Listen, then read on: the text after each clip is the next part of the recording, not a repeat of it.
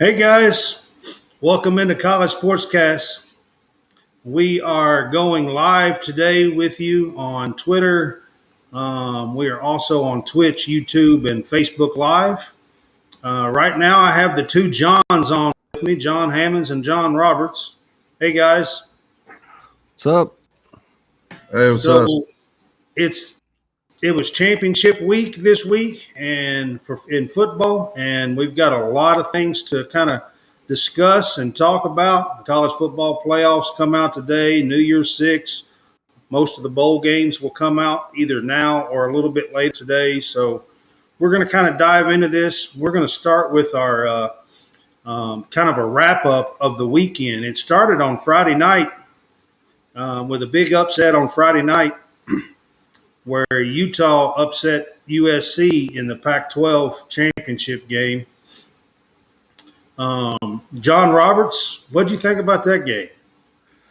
Well, it looked like that Caleb Williams somewhere early on in the first half got hurt, and from then on, the offense for USC just was not great at all. They could not function without Caleb Williams being at 100%, and so it looked like he was trying to power through it, but you could tell that there was some that he was having a lot of difficulty trying to play, and Utah did what Utah does, and they were able to shut down USC and score a bunch of points because USC's defense is not that good, kind of like any other Lincoln Riley defense. Most of them seem like that he had over at Oklahoma were bad, and this one is also not great. Well, to be fair, it's his first year, and they recruited. He brought in a lot on the offensive side of the ball this time, but really didn't do much on the defensive side of the ball. So right, yeah. But Utah, I mean, that's the second time this year that Utah's beat them. They beat them, in Utah in the regular season by 1, and then, beat them pretty good on Friday night. So, right. Hammonds, what'd you think about this game? I'm like John Roberts. It was difficult for Caleb Williams. Especially he was basically running on one foot, one leg, and Utah just came to the party and just smacked them in the mouth. Cam Rising's a really good quarterback. If you remember in the game, he got popped and his helmet come off, and dude just smiled after he got up. I really like Cameron Rising. He's a tough quarterback. I said that at the beginning of the year, and I wished I would have stuck to my guns because I picked Utah to beat USC in the Pac-12 at the beginning of the year. Well, I picked Utah to win the Pac-12. If you remember our preseason rankings, I picked Utah to win the Pac-12 championship. Yeah, I did too. I picked Utah to beat USC, and then I let the season kind of dictate me. And, USC was in the spot and thinking, okay, they're going to finish this off and get to the college football playoffs. And I got fooled, and Cameron Rising stepped up and done what he does. And the Utes pretty much pounded them. Yep. I mean, on Friday night. Did. It was, 47-24? I think it was 47-24, something like that. Yeah, 47-24. Something. And then also on Friday night, another game that we picked, UTSA won on Friday night, and they won pretty big against Northern Texas, 48-27. We won't get into a whole lot of that, but it's a game we did pick, and I think we all picked UTSA, right? I believe so, yes. Yeah, I picked UTSA. Yeah. All right, and then we're going to move on to the opening game on Saturday, and that was K-State and TCU, and that was a fun game to watch, especially the last quarter and the overtime. It was a fun game to to just sit and watch. I mean, really, TCU's quarterback. I don't, is it Dugan or Duggan? Duggan. Duggan? Max Duggan. Duggan? Max Okay. Duggan, yeah. Well, I didn't want to butcher his name, but it could be either pronunciation. I wasn't sure. But, man, I tell you what, I fell in love with that guy. That guy's got heart, man. They was down, 2 touchdowns? And he just took off running. He took off running the last 2 drives and just dude's got wheels. Willed them to overtime, yes. He's got will. And more than wheels, he's got will. I mean, he put them on their back and just said, here, I'm going to get us as far as I can take us. And, on the second down play there at the end, I mean, he reached out. And to be quite honest with you, man, he was inches from the goal line. I still think TCU got in that touchdown. The next play on the third down, the running back reached out, and I think he got it. I think so too. Well, I think he got it. From the angle that I saw, the ball was on the Kansas State guy's side or something, but the ball was over the plane. Yeah. Now it sure looked like it, and they didn't review that play. I don't think. No, they never did. They reviewed the one before it with Duggan forever. I think they didn't even. The spot wasn't even good. No, it wasn't. So that's my point. So you're talking about you thought they broke the plane. I also thought the spot on the second down play where Duggan reached out, they spotted it basically at the 1, and he was down at like the 6-inch line, 4-inch line.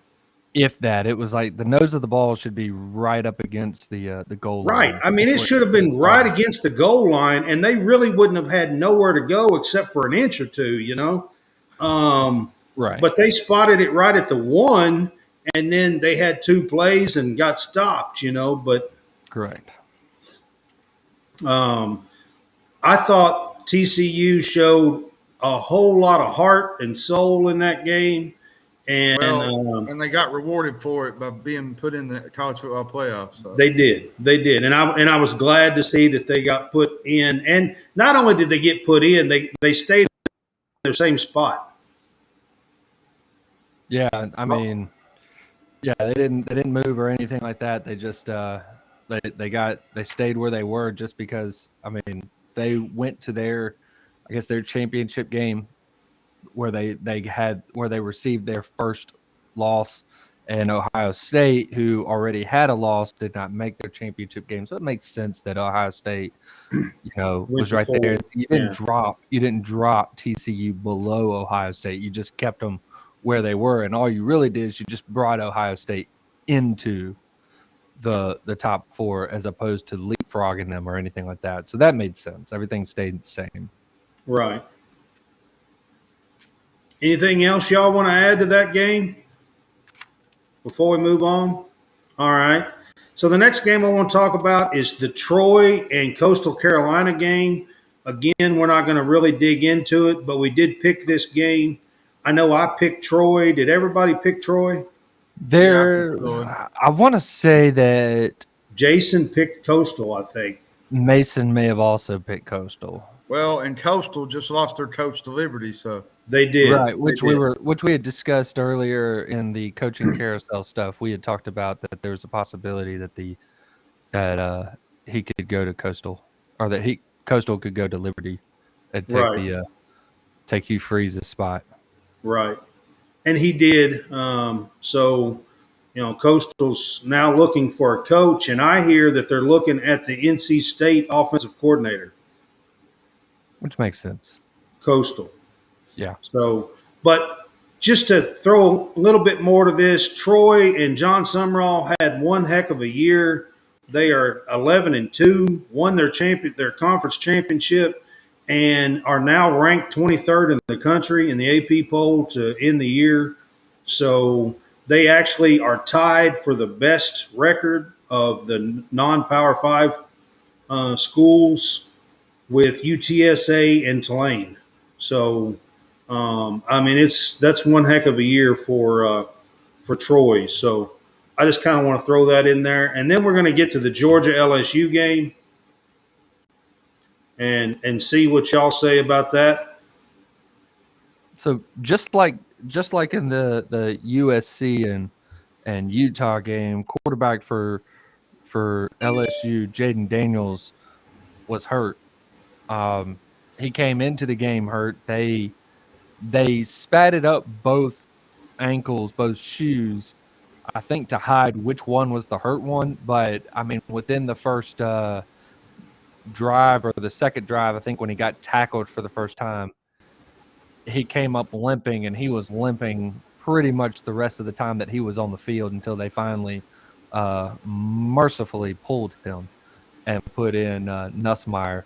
And while Nussmeier is out there slinging it around, they were so far behind because of a few, bounces that, most of the time you don't really see the good teams get the lucky bounces. Right.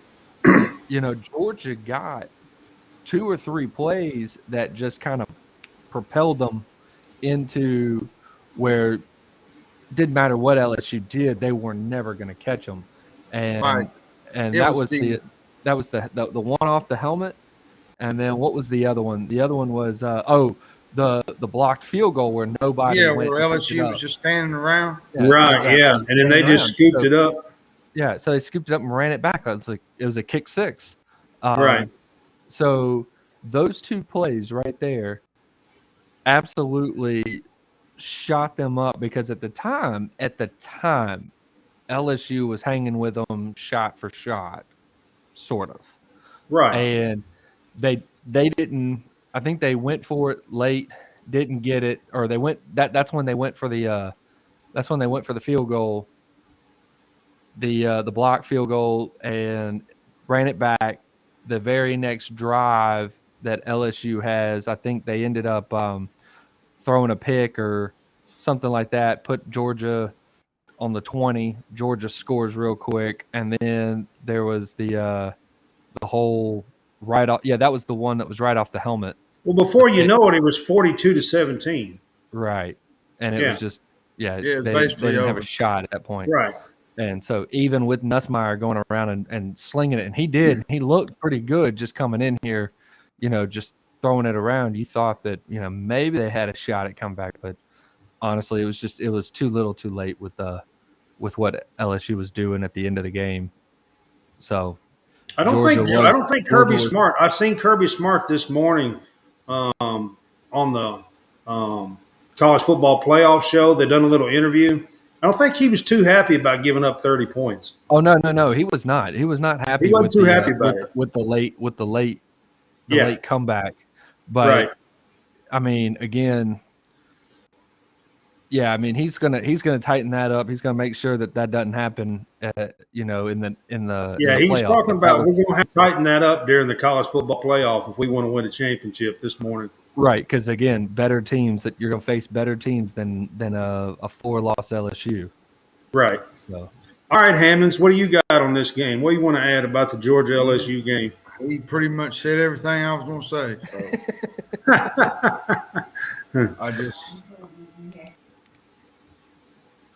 All right. So, where do you think it's right that LSU fell out of the New Year's Six? Yes. And that's pretty easy. It's like I can't remember. Was it It was about 5 or 6 years ago or something like that. Florida came in with 3 losses. Yeah, I think into the SEC championship game, Bama beat them, and I don't think they were a New Year's Six. Now I don't know I can't remember what the situation was surrounding it, but they're out of the New Year's Six.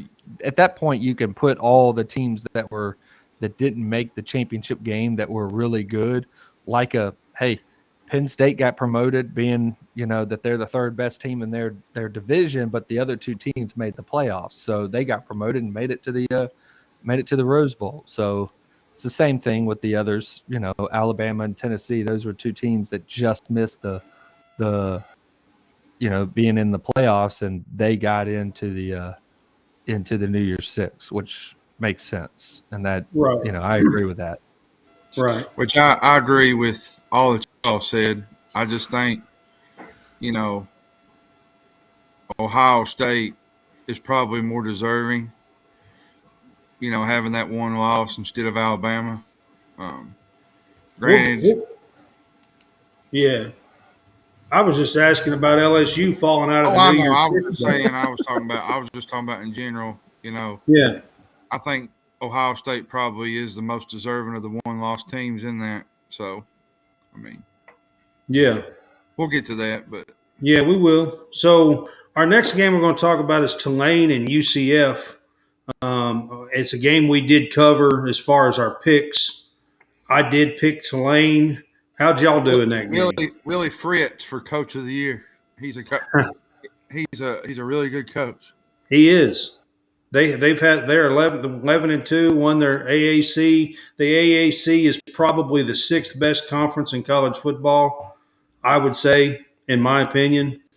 And to win that conference over the likes of UCF and Cincinnati, for Tulane to come up the green wave and do that, that's a heck of a season for them. Right. And the fact that they did it to, against, multiple teams that are bolting from the AAC to the Big 12 that are Right. going to become Power 5 teams. Yeah. And Tulane having their program decimated when the hurricane came through and knocked them out, and they had to, relocate for, better part of a year.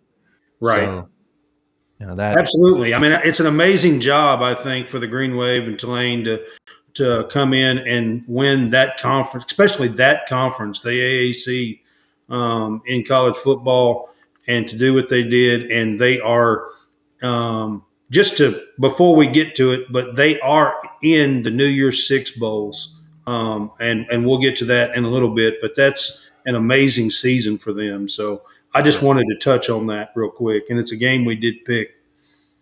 And then we're going to move to the Michigan Purdue game. Hammond, you want to start on that one?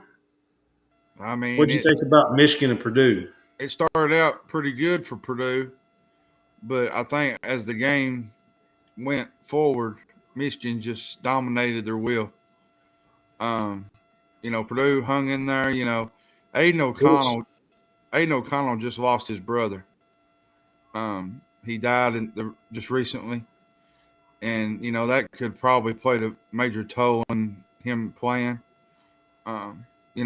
So Purdue's had a rough time yesterday. Plus him losing his brother. So and they're still going to a good bowl, regardless.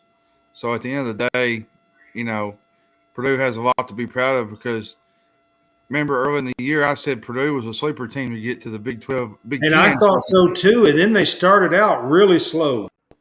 Yeah, was it early in the year they lost a couple of games in the last minute. They did. It seemed like that nothing was going right, and then late in the year they started putting it together. They did, and they finished 8-4. Was in the Big Ten championship. Of course, they lost, so now they're sitting at 8-5. But they started out like 2-2, or maybe 2-3, something like that. Well, if you remember, me and you watched the Penn State game, the first game of the year. We did. And we was kind of bumfuzzled about where Purdue goes after this, and then the next week or week after they played Syracuse and lost in the last minute, and I'm just like, this team.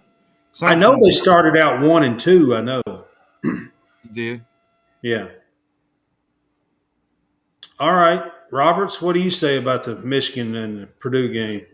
I mean, again, you knew Purdue was at least going to put up some form of fight at the beginning, and then it was at halftime. Right. And then you could tell that Michigan was wearing them down, and that's what ultimately won the game for Michigan. That they're the better team, and that's what won, and that's the way it should have been. So, and they were doing everything that they were supposed to be doing by the end of the game, and took over and won the game, much like the next one that we're about to talk about. So, right, yeah, and in the same way. Yeah, and the final game was the ACC game, championship game. It was Clemson and North Carolina. And to be honest with you, North Carolina never really.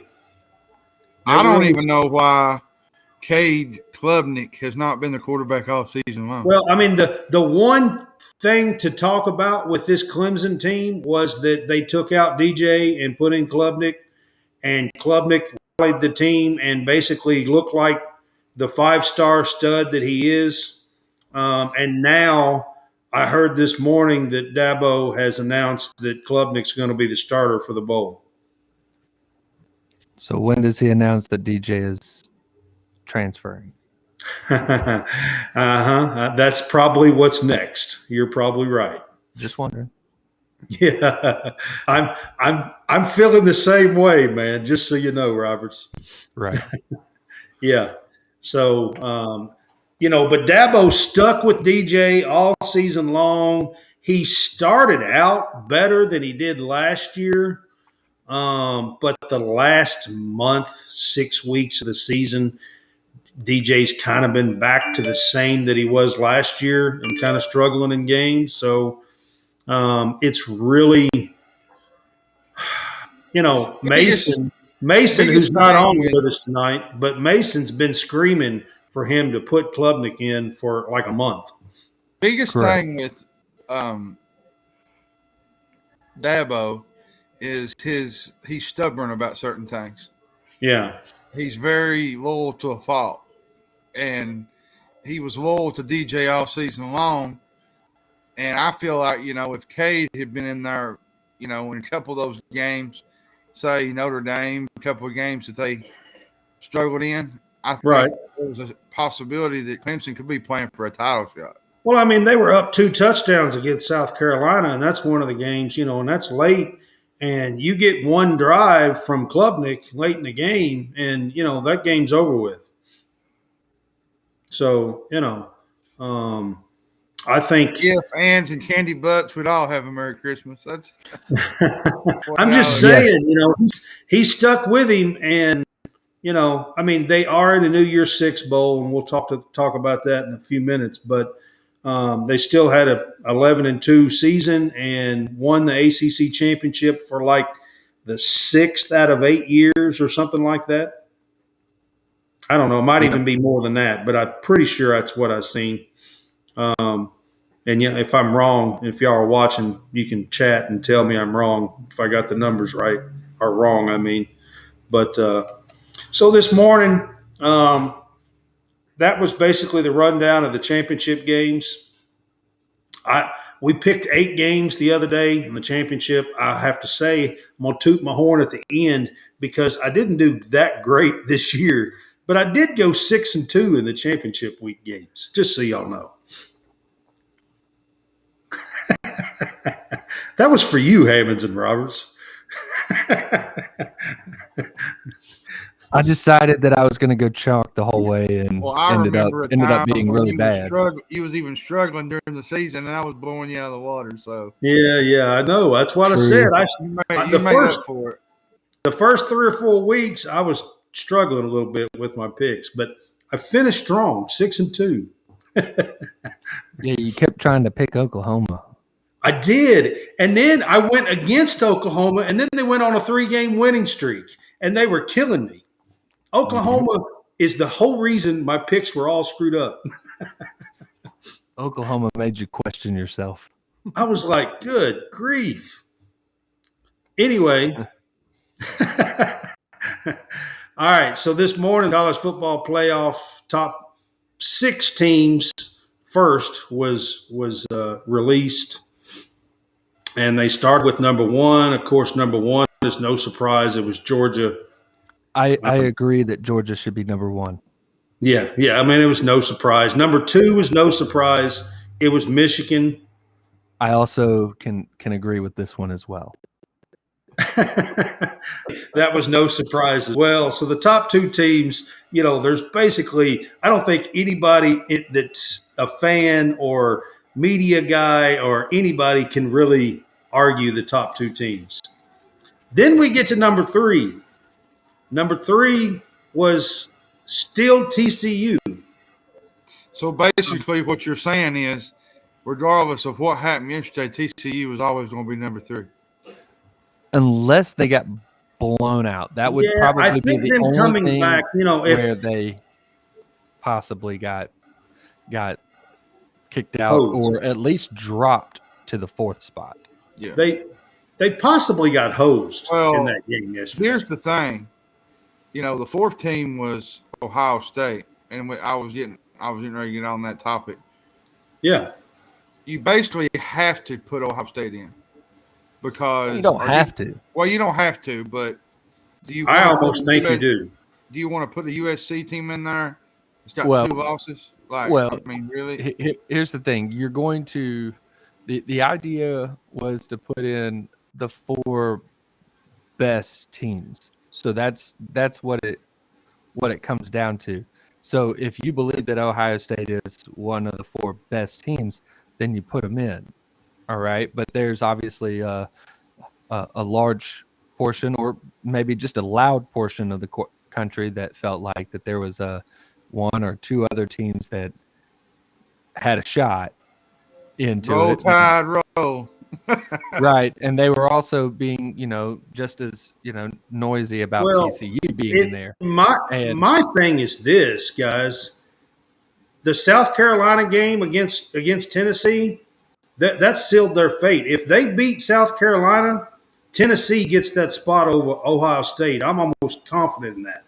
Yes, I would agree. I would agree that one game changed the course of Ohio State and Tennessee, because Tennessee would have got that spot. I think so. That's what I think. Yes, and so yes, the and really effectively, South Carolina in the course of 7 days knocked 2 teams out.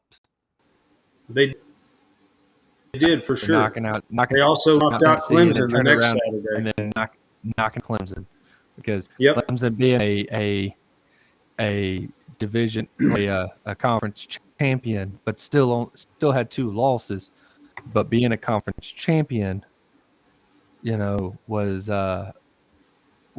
left out of the playoff as well.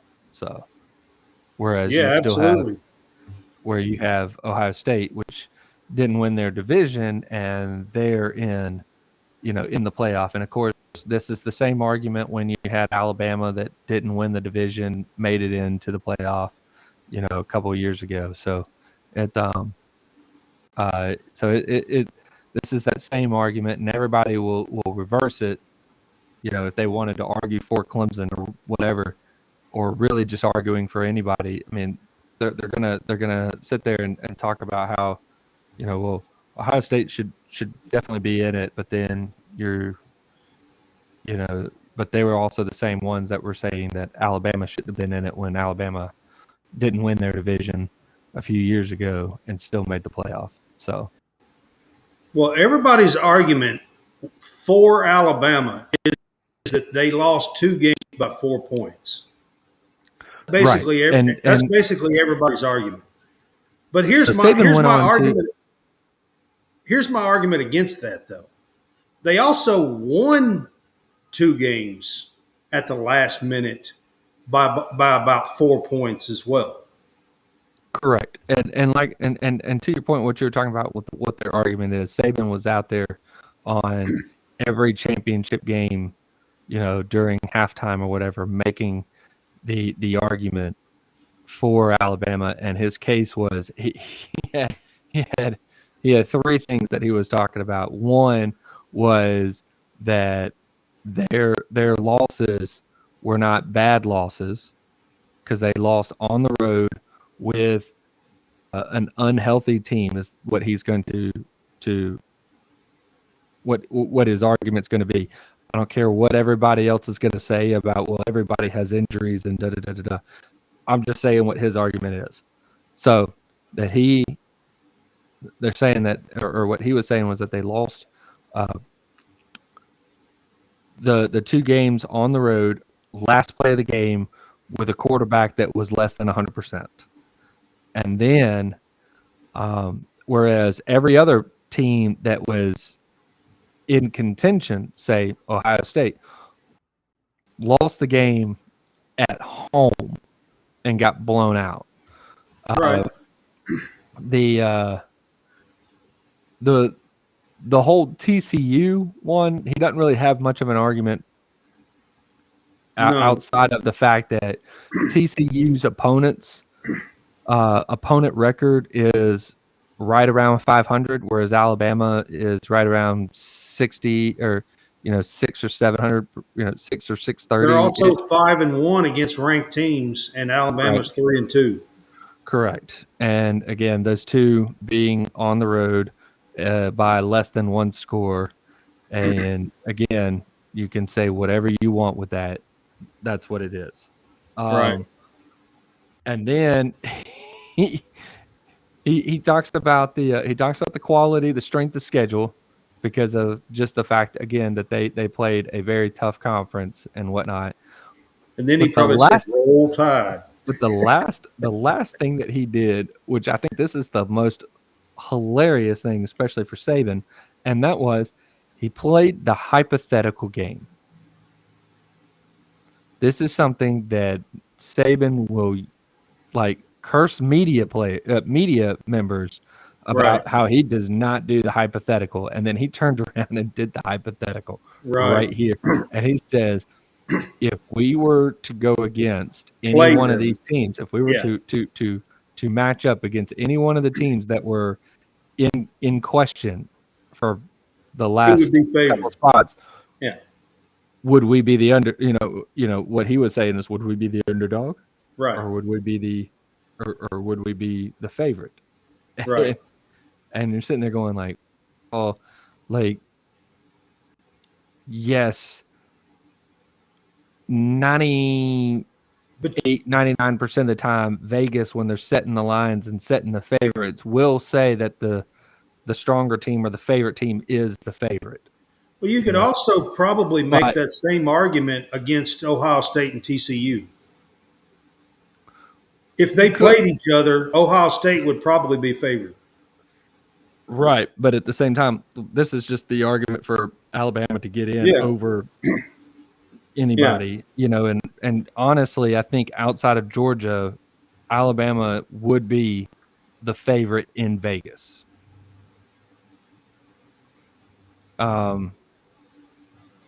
But anyway, so he plays the hypothetical, which I thought that was funny, and now we get. Well, let's talk about the two games. Georgia versus Ohio State is a really, really solid game for the championship semifinals. I mean, what do you think, Hammonds? I think that's an exciting matchup. I mean, it's going to be fun. Georgia's defense against C.J. Stroud. It's Marvin Harrison Jr. and receivers going up against receivers. Those secondary. That's going to be fun to watch. It is. That's going to be a fun game, I think. But and then you got TCU and Michigan. You got a running game against a really good pass team in TCU. So on both sides of the aisle, you got really good matchups in these top fours. Yeah, I mean, I like the matchups on both of them. What do you think, Roberts? I think that the 1-4 game could turn ugly at some point in the game. It could look like any of these last couple games that Georgia has played. And the reason why is I think that they'll turn Ohio State to be one-dimensional to make C.J. Stroud do it. And while he's got great receivers and everything like that, I think the pass rush for Georgia will fluster C.J. Stroud, and he several mistakes. I mean, it's possible. So I think that you may see some picks, against CJ versus that Georgia defense, and unless Ohio State's defense can get in and do anything, which I haven't seen anybody truly outside of maybe Missouri truly flustered Georgia. And I tend to disagree. Kentucky did. Yeah, but they just leaned on them. Kentucky's played Georgia pretty well the last 2 years, both years. They really did both times. But that's beside the point. But didn't we say 3 or 4 years ago when Ohio State played Alabama, everybody was picking Alabama, and Ezekiel Elliott and Ohio State dominated Alabama? Yeah, I mean, it happened once, yes. It happens. It's happened. Yes. It's happened, yes. Yeah. It doesn't mean it always will. So I'm kind of interested to see what the Michigan and TCU matchup's going to look like. That one will be a little bit more interesting because you can't just sit there and say, well, Michigan's the better team or whatever, and they're going to win, because a TCU will to overcome anything is the X factor right there. You know, Max Duggan, they've come back and won a few games. Tell you, right? Man, I said it. So, what was it the other night? They've had their foot pressed to the fire all season long, and and Kamahara even pulling it out yesterday. Right. So the fact that one, you know, if they get behind in that game, I mean, they're not going to be flustered like any other team that's probably in the game already, because most every other team hasn't experienced it, you know, late in ball games like TCU has. Whereas, you know, Ohio State, you know, they may experience being behind early in the game, but they'll overcome it by the time halftime or just early into the third quarter. Georgia rarely is behind in a game at all. And, you know, I don't know about, you know, Michigan being, you know, behind the entire, like, there's been some games where they were behind, you know. Michigan's had some tight games through three quarters. They've had some tight games, but I mean, ultimately they end up winning those tight games. They usually push it out in the fourth quarter. Yeah, they end up winning by double digits late in the game, whereas TCU is fighting to the last second to, they are, you know, run a field goal unit on in a fire drill situation to kick a field goal.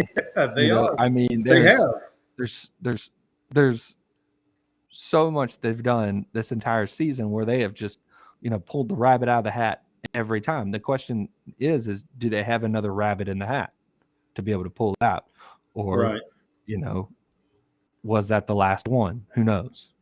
Right. All right, so let's move on to New Year's Six bowls. I'll start with the Rose Bowl. The Rose Bowl is Penn State versus Utah. What do y'all think about that game? Aren't these the same teams playing each other? I mean, just one team wears red and white and one team wears blue and white, right? Yeah, it actually should be a pretty good game, I would think. Right. I think this would be a very good game. Yeah, I think it'd be a good game to watch. Two underdog type quarterbacks that are, you know, been fairly resilient, you know, throughout their career. And, you know, teams that just, you know, that bring the lunch pail to work, you know. I mean, that's it should be a fun game to watch. You got two hard-nosed defenses too, and there's going to be a lot of hitting in this game. Yeah. See, I think these are like the two idiots that are dumb that are too dumb to stop fighting, and they'll just keep going, and they'll just keep hitting each other until one of them finally knocks the other one out. That's the only way it's going to happen. One has to absolutely be knocked out. And then we're going to go to the Sugar Bowl. The Sugar Bowl is Alabama versus Kansas State. So, what do y'all think about that matchup? Depends on how many Alabama guys sit out. Yeah, John, you go first on this one because I've got some stuff. Well, I mean, you know, when you play these bowl games, there's going to be a lot of guys sit because they're going to sit for their future in the NFL. You know, there's a lot of talk that, you know, there's a lot of major quarterbacks, major receivers probably going to sit out. You probably won't get the one sitting out for the playoffs, but you're probably going to get these minor bowls, these Yeah. other bowls, they're going to sit out, and it's going to make a difference what happens in the game. Well, it So here's will. what here's the deal. Does Saban find a way to motivate everybody to want to play this game so that they can finish out on a good note and I use think that Saban will want to use that for recruiting purposes, for future? Or does he allow, the Bryce Youngs and all of them to sit out and it turns into a 2008 Utah State or Utah game or a 2000 and whatever, another Utah game where they played them again and still got beat because that team was disinterested.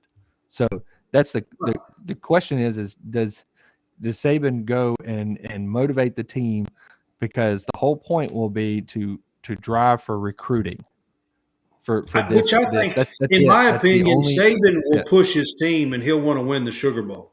That's He'll my want opinion. to, but what he has to figure out is does the rest of what he needs to be able to do is get the rest of the team On board. to feel the same way. Yes. Yeah, And, absolutely. And plus tomorrow is the opening day of the transfer portal, and I can already tell you from who I've talked to, it's going to be a mess tomorrow. A wild It's going to day be tomorrow. crazy. It's going to be a so wild crazy. day tomorrow. Awesome. You're right. It's going to be awesome. Yeah. All right. So then we're going to go to the cotton. Or wait Orange a or second. cotton? Orange or cotton? Orange. That's the game I was thinking about. I was making sure which one it was. Tennessee and Clemson.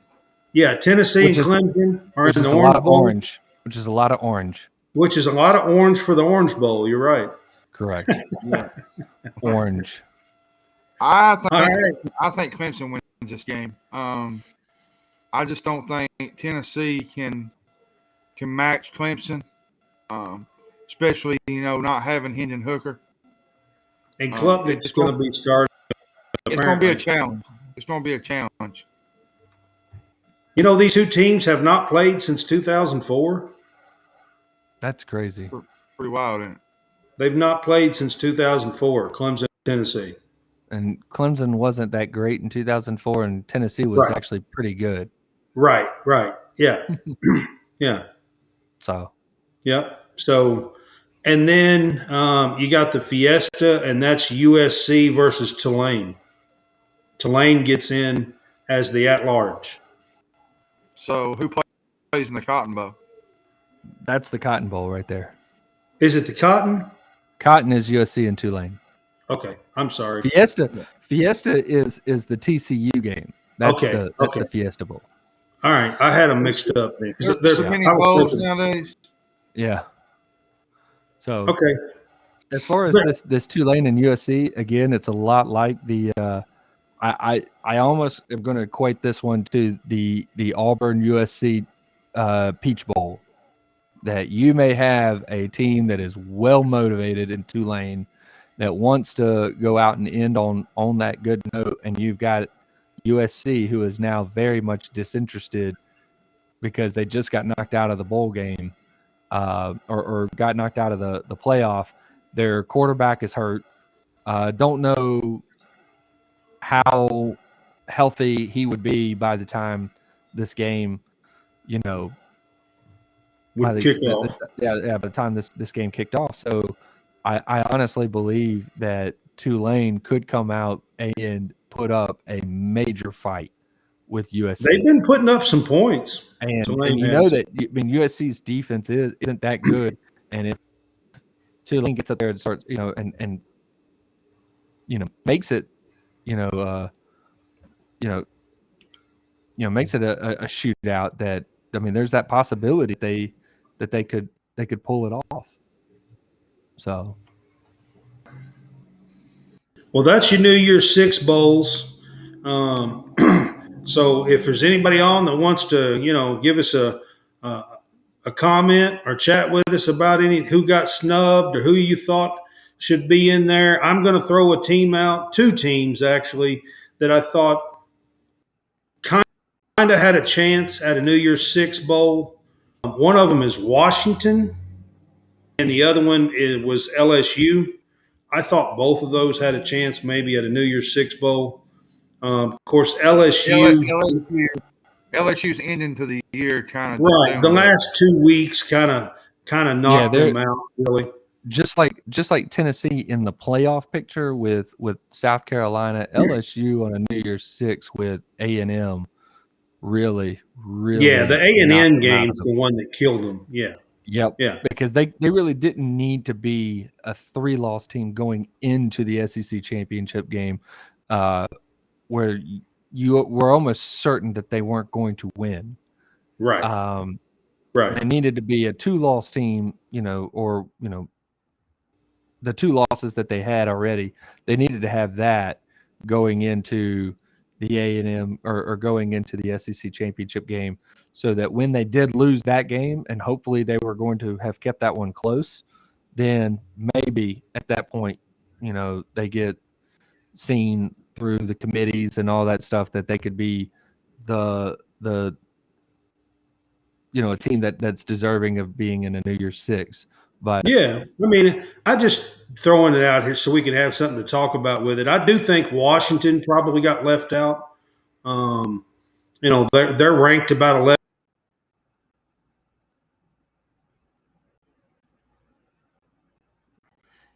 yeah, I mean, I agree. Washington was one that could easily have gotten put into one of these as well. So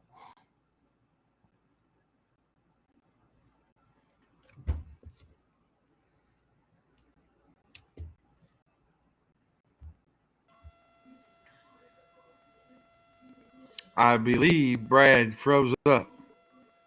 did he now? Yeah, that does look like it. So, well, do you agree with the Washington on? Yeah, I do. On his assessment, I do. I mean, there's certain teams you could probably throw in there, but at the end of the day, we got who we got. So yeah, I mean, because you're looking at Washington, and then the next 3 or 4, teams behind Washington in the polls would be Washington, Florida State, Oregon. Yeah, those right there. yeah, Before you hit Tulane, LSU, and UCLA. So you would think that Washington would have been the next, logical choice. Yeah. So Brad's back. Oh, good. Yeah, I don't know. Signal dropped for a second. I'm not sure what happened there. I don't know. So it's all right. But Yeah. Some of the bowls that I'm interested in the South Carolina, Notre Dame, maybe a good game. The Lou Holtz Bowl. The Lou Holtz Bowl. You got. I like it. You got Mississippi State playing Illinois. Are these all confirmed now? Or are these still just projections? No, those are I think they're confirmed. So they're starting to confirm all these bowls. The one that I was kind of confused on was Kentucky and Iowa playing again. Like, I don't know. Yeah, I'm kind of disappointed in that as a Kentucky fan. When we played them last year in the Citrus Bowl, to go back and match up now in the Music City Bowl with this exact same team is a little disappointing. I was hoping if at least this morning I had heard that we might be matched up with Illinois in the Music City Bowl, which, didn't thrill me, but it actually is better than matching up with Iowa again. It's like Auburn playing Wisconsin all the time in the Outback Bowl or the Capital One Bowl or or the Music City Bowl. It was always Auburn versus Wisconsin. So here's my take on it. A lot of people ain't gonna like it, but if you have a crap year, you get a crappy ending. You do. I agree with you on that. You reap what you sow. Absolutely. I'm not complaining about it on that end because I get it. I understand.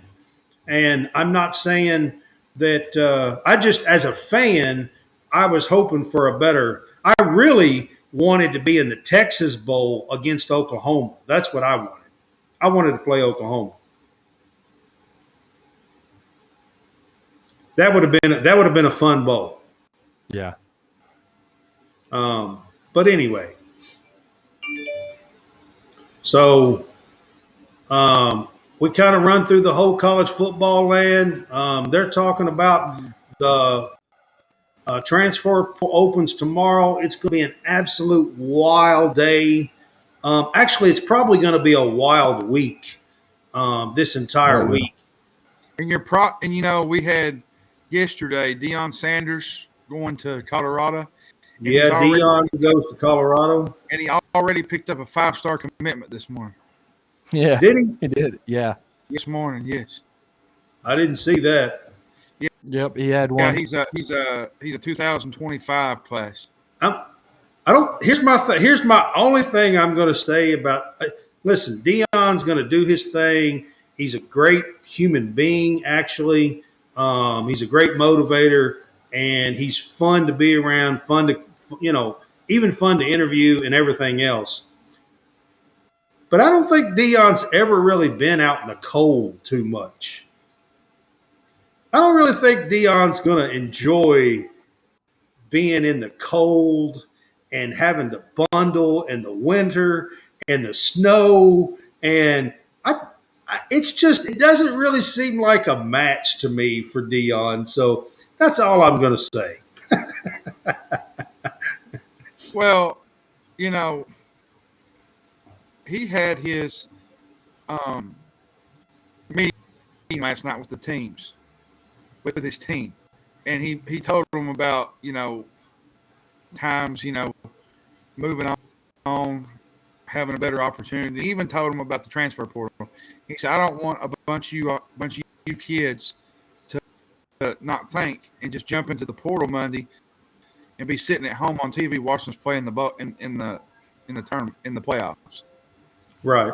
Well, because you make harsh decisions in emotional times. And I think that meeting with Deion was great with his team because most coaches just leave and never say a word. And, in this Deion loves his players. He does. And he even told them that he wanted some of them to stay back and stay there at Jackson State and build that program. He's put in for some coaches to stay there to make sure that they're going to. He got a 5-star kid to Jackson State. Yeah, Hunter. And I'm not shocked Travis Hunter wouldn't go to Colorado with him. That's me. Yeah. So. Yeah. Yeah. Question is, does he do the transfer portal and sign, right away, or does he do one of those wait till the end of wait till they get knocked out of the playoffs or win the championship and then announce that he's transferring? Yeah, I think he'll probably wait, would be my guess. Right. Yeah. I'm looking at some of these bowl games now, and there are a lot of really, really interesting games. Just Oregon, North Carolina will be an interesting game. Yep. I also think that it's going to be one that's really hard to watch, possibly, but I think it would be very interesting, in total, which would be LSU and Purdue. That one would be one that would be interesting. They should have put LSU and Notre Dame together. Right. They should have done. And then Texas and Washington will be a fun one to watch. Florida State and Oklahoma, I think, would be a fun one to watch. Kansas will be fun. Yep. Yeah. Texas Tech and Ole Miss, I think that one would be a fun one to watch.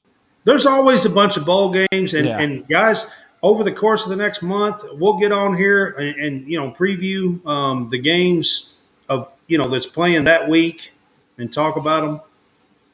So here's one: Duke and UCF. Just expect the weird in that one. Yeah. Right. Just expect that one to be weird. It's not going to go normal. It won't be normal. Not at all. And any one of these that have a coaching change will also be not normal.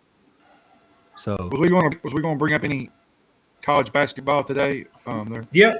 I was going to switch to basketball right here in a minute. You ready? Yeah, I'm ready. All right. Big win for Kentucky today. They took care of business in London, beat Michigan. I felt like this was Kentucky's better game that they played this year. I thought Case and Wallace played outstanding. I thought Jacob Toppin played really good. Wheeler had some times where he was out of control, but he made some shots towards the end of the game that mattered. So Kentucky improved today. Now, is that to say that next week they won't play any better or they'll play worse? I don't know.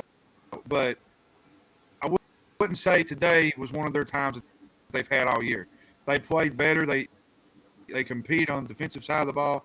Offensively, there was times where they were stagnant, but they made things happen. And Michigan's not a bad basketball team. They got no, they're not.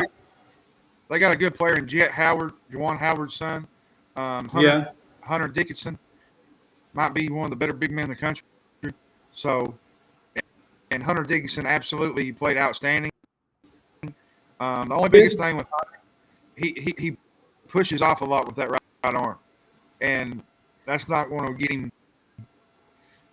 help in the NBA because a lot of them guys are going to knock him sideways.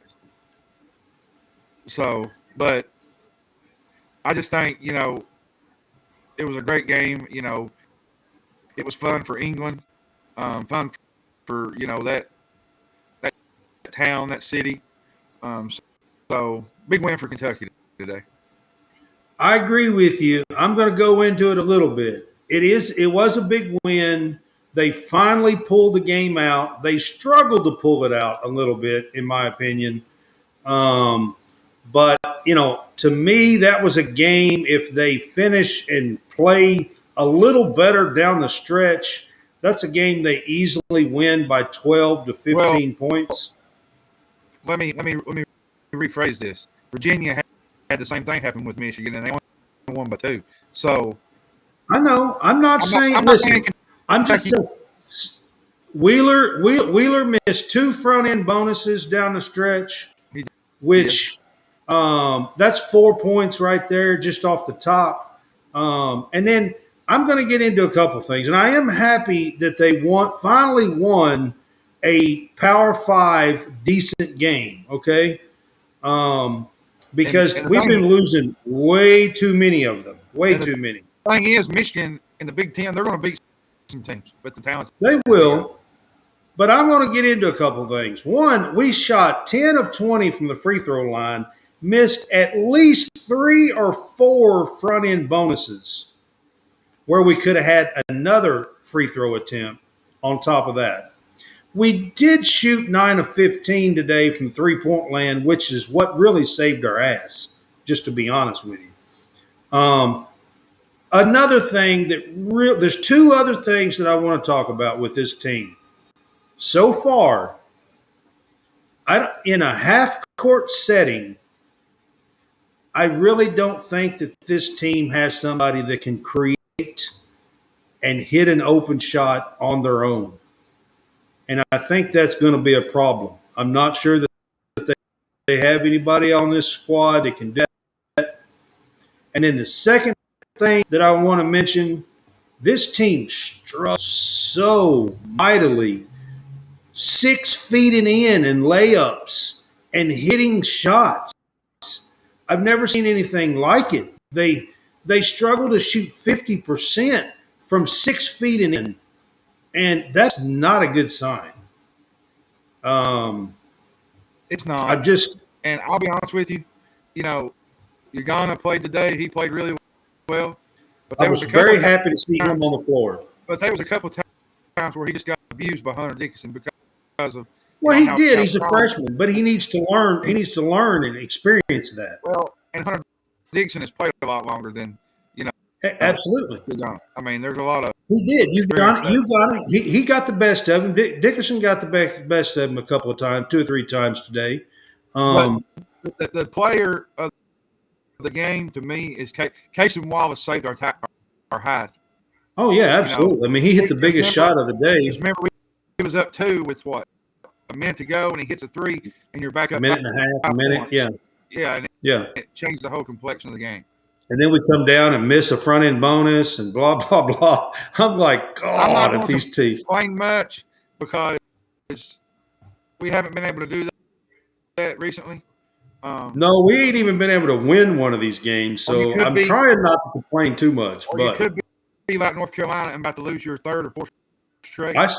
I see it. I'm watching it on the ticker myself. I think they're 18 points to Virginia Tech. So. Oh, wow. Probably going to kick them out of the top 25 most likely. I would think 4 straight losses would get them out of the top 25, I would think. That's weird. If it doesn't, then I don't know what would, honestly. 4 straight losses ought to get your butt kicked out of the top 25. That's all I'm going to say. Congratulations. I mean, I'm just saying, that's horrible to be the number one team. Can I bring something up that happened today in the NFL? I just think it's funny. The Giants and the Commanders ended in a tie. Really? And neither one of them are, as a Cowboy fan, you hate both clubs. And they both ended in a 20-20 tie. Well, I just can't. Listen, the whole Commanders thing, I just can't. I can't do it. I'm sorry. I can't do it. I just can't. They will always be the Redskins to me. I don't care how long that people want to make it up and act like there's something different. The Commanders, I mean, come on. I can't do it. I just can't. That's what I'm going to say about it. I just can't do it, honestly. But to your point, that game ending in a tie, I'm sure is going to help the Cowboys and, that kind of stuff. So, yes, I get it. And your Packers won today. Impressive. They beat the Bears? Yeah, but that's the Bears. Come on. The Bears. But, yeah, I think there's another game. St. John's and Iowa State's playing right now. Iowa State was up 13 last I looked. Ain't a lot of really big games today. Kentucky and Michigan was. Well, Nebraska and Creighton is playing today. They're 21-20 right now on the college basketball side. Would that be something if Creighton was to get upset by Nebraska? Yeah, it's 21-20. Actually, Nebraska's ahead 21-20, but it's in the game. So, yeah, I mean, it's early in the game. So, but just to kind of look back a couple of days, Indiana got beat yesterday by Rutgers in basketball. Indiana was coming off of a win against North Carolina. They were ranked 10th in the country and coming off of a win against North Carolina, which made them look really good. Of course, North Carolina may be about to lose their 4th game in a row. So maybe that win's not quite as great as what we thought. So, I just want to throw that out there. And then yesterday, the number 1 team in the country played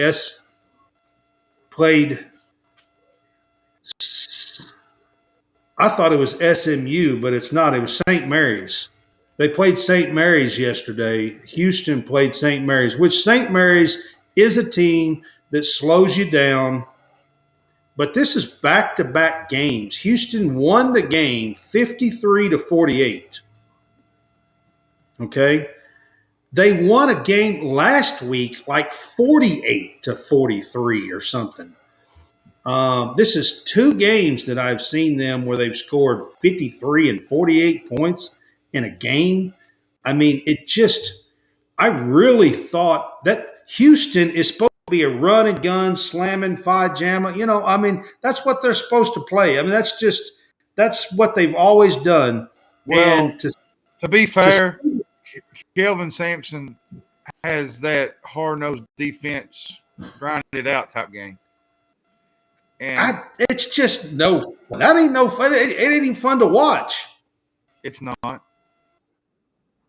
But honestly, I hate to say if it, it wins but, you basketball games, you'll accept it. well, yeah. I guess if you can sneak out wins 53-48, I guess Woo, boy, that's a fun game. Hey, I don't know. somebody posted on the Iowa Kentucky game. It was pretty funny. Somebody made a comment. It was on the Music City Bowl app or the Music City Bowl official site. It said, "How many punts will there be compared to points?" I thought that's pretty good. Yeah. I'll be honest with you. I don't expect Will Levis to play, so there's no telling what Kentucky's going to look like. Tonight's been fun. On the football side of things. It's been fun All talking right, with y'all. so let's look ahead in the basketball world today for a few days. Hammonds, is there any games coming up that you want to talk about this week? I ain't got my phone on me, but Texas and Illinois play each other on Tuesday night. That should be a pretty good game, I would think. Yeah, it should. I'm trying to look. I was looking through Monday. Iowa and Duke play Tuesday night in the basketball world. Tuesday night, you also got Yale playing Butler. Yale's 8-1. Yeah. Kentucky plays Yale Saturday afternoon. That's not a bad basketball team. You got, like you said, Illinois, Texas. You got St. Louis playing Iona. That's Travis Ford going up against Rick Pitino, former player, coach. Yeah. You got the rivalry Georgia Tech Tuesday. And then on Wednesday, you have a lot of teams are going into their conference play early right now. They are. It's really weird. It's a different setup. UConn plays at Florida Wednesday night. Pittsburgh plays at Vanderbilt. I'm trying to see if there was anybody playing. Michigan State and Penn State play a conference game on Wednesday night, which is weird.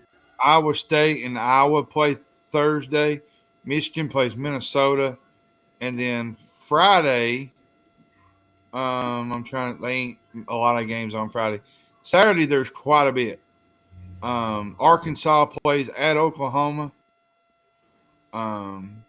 Louisville plays at Florida State, which again, if you go to that game, I don't know what I don't even know what to say about it. I'm not making fun. I'm just saying it's a bad situation.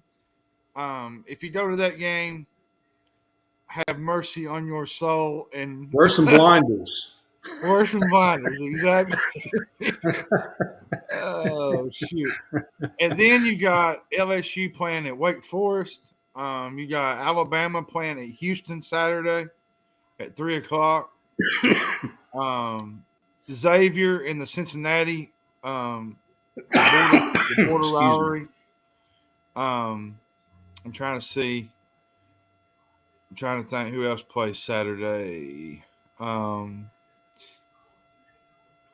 plays at Memphis. Kansas goes to Missouri. The big border war. You got, I'm trying to think. There's a couple other games. Arizona goes to Indiana. That should be a fun game to watch. Which Indiana lost last night to Rutgers. Yeah, they did. Yeah. So basically, you got a couple teams going backwards recently. North Carolina especially. North Carolina's not having the year that everybody thought. They was ranked number 1, and then what? They've lost 3 or 4 straight. They're not even the same. They're not even. I mean, they didn't even look good the first couple of games they played against. No, they didn't.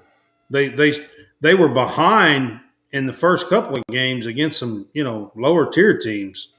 Yeah, come back and won. So that's the wrap on the college basketball.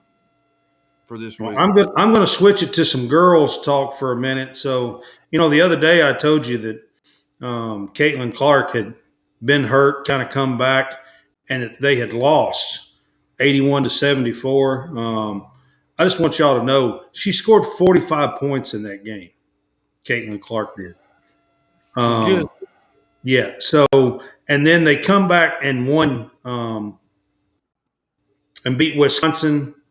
Caitlin Clark had 22 in that game, but the game that she scored 45 in, she was complaining because she said her team, she was having to pick it up more than she wants to.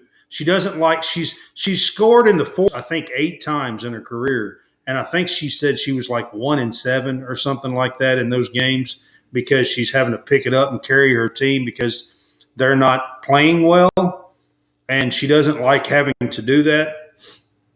So she likes being more of an all-around player and averaging 22, 25, getting 6, 7, 8 assists, grabbing some rebounds and being an all-around player. But anyway, I thought it is interesting.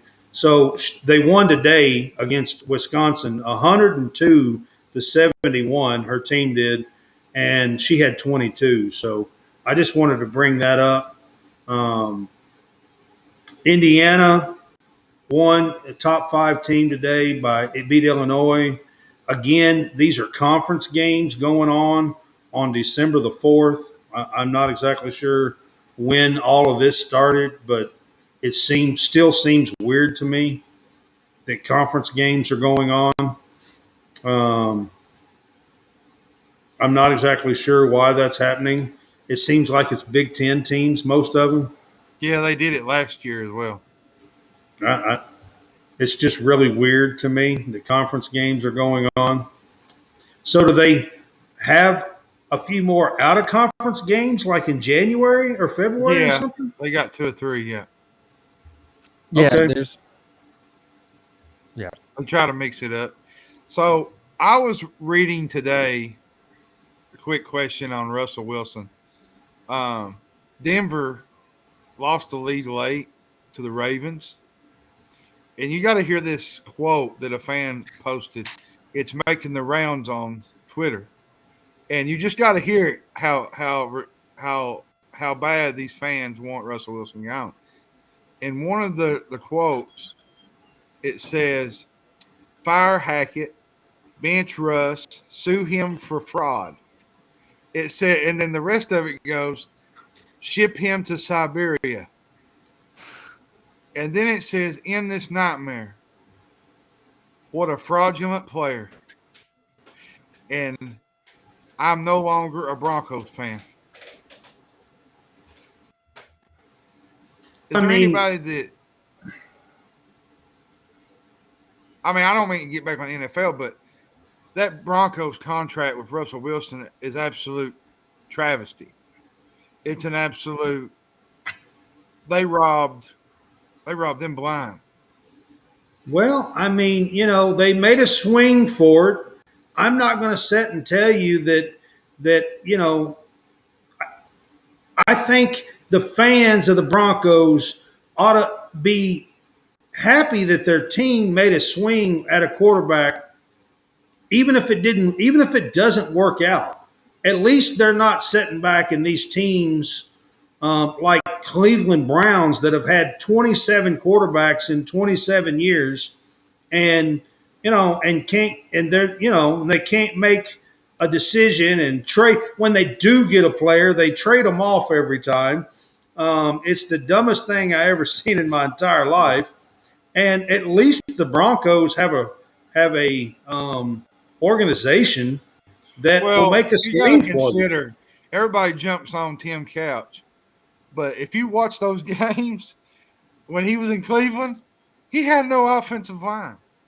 And he had no receivers. Listen, I'm not getting on Tim Couch, but the Cleveland Browns have had, a quarterback just about as many years as they've been back in existence. Just about.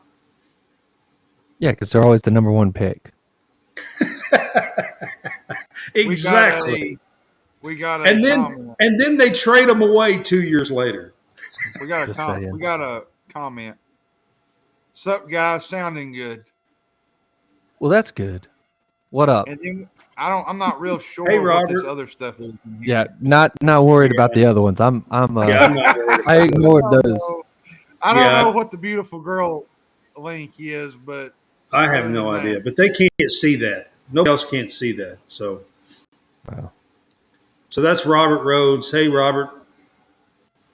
Glad you're on with us. Hopefully, you've been John, on for a little while. John Roberts was getting ready to mention that. I looked at it earlier and I was like, "What is that? Like, what?" Yeah, I'm not I sure. saw That's it something. pop up. Didn't Yeah. really. Must be everybody chasing after Brad, Yes.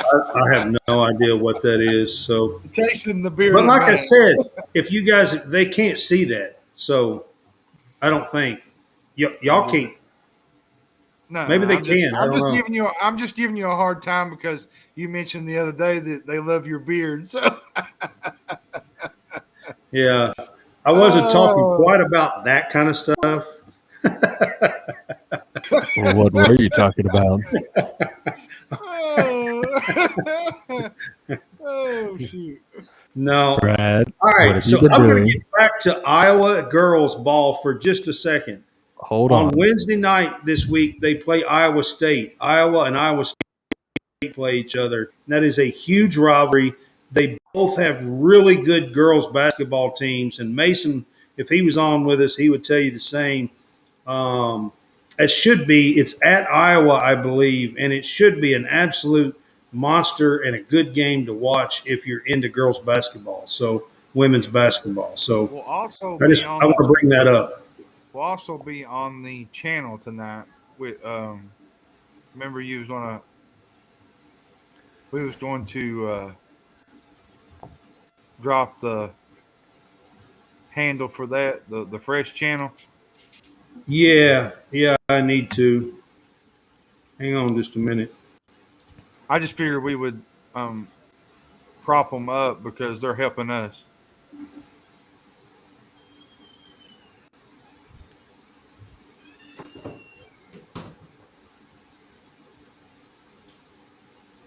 Actually, I don't have it ready and listed, so I can't do that. But Oh no. Oh, I was just telling the audience, yeah, we're going to be featured on the Real Fresh YouTube channel, Twitter page as well.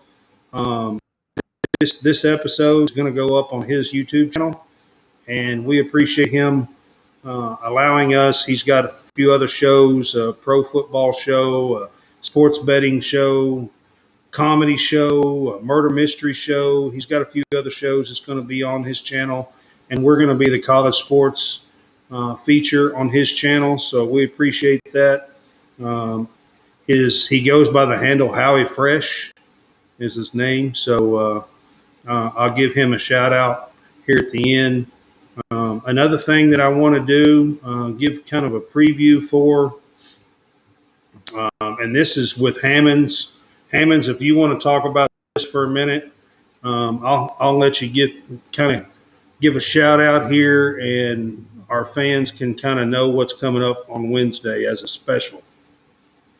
Oh yeah, former EKU head basketball coach Dan McHale and Rick Pitino played coach under Kevin Willard.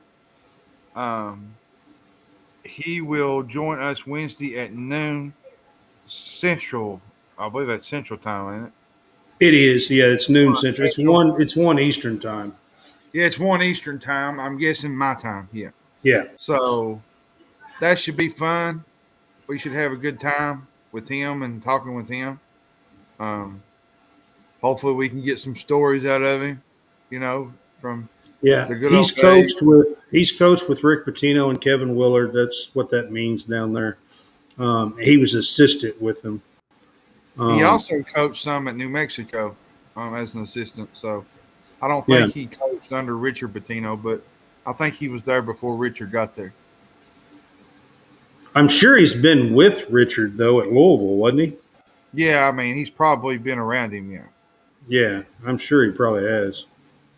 But it's a get John Hammonds to line this one up. So we're going to do a special on Wednesday. So I kind of wanted to throw that out before we got off the air tonight.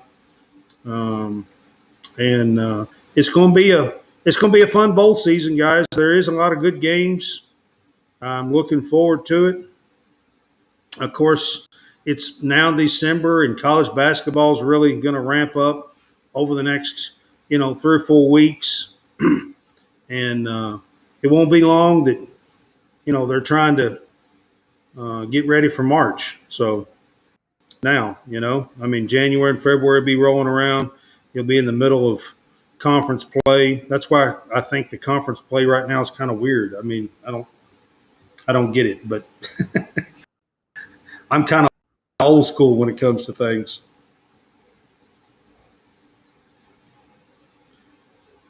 Robert, you got anything you want to add before we wrap it up? Nope, just pumped to see some more good games. All right. Hammonds? Nope, I'm good. Last thing I'll mention is you can go to this website, Reaper Apparel Company, and use that link and use the C SportsCast 10 code for 10% discount. If you use that link that is on the screen, it'll help support us and help support College Sportscast. And they have some really cool hats, tees, hoodies, flannels.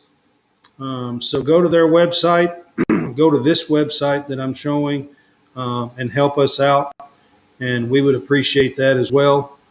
And we will see you guys. Got our next show scheduled on Tuesday at 6:30. So we will see you guys then. And we'll do our hot topics, which will probably be a whole lot of transfer portal stuff. Yep. Transfer portal and Heisman talk, right? Transfer portal and Heisman talk. Yeah. Gotta throw the Heisman in because the Heisman vote should be in sometime tonight. Everybody should have voted, those that have votes. Right. Yeah, we probably should throw in some Heisman talk on Tuesday as well. Yeah. Transfer portal, maybe some coaching changes and hires, maybe some players opting out. Those are some things that might happen between now and Tuesday. Yep. All right. Y'all have a good night, and we will see you on Tuesday. Thanks, guys.